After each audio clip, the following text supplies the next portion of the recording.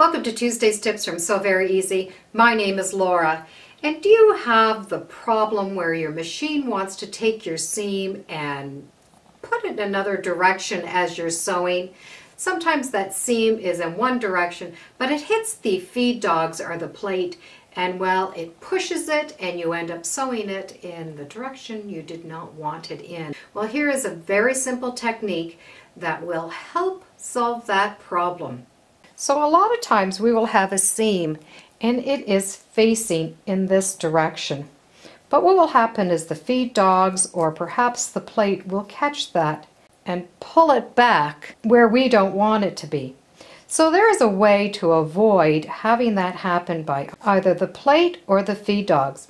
If it's happening at the plate, you need to lift up the fabric as you're sewing just before this part of the seam will hit the plate. If it's happening with the feet, it's the same idea. As you're sewing, lift up and then let it go back down, and that seam will not have caught on the feet and it will stay in that direction. So there's a very simple technique that will help prevent those seams from going in the direction you don't want them to go.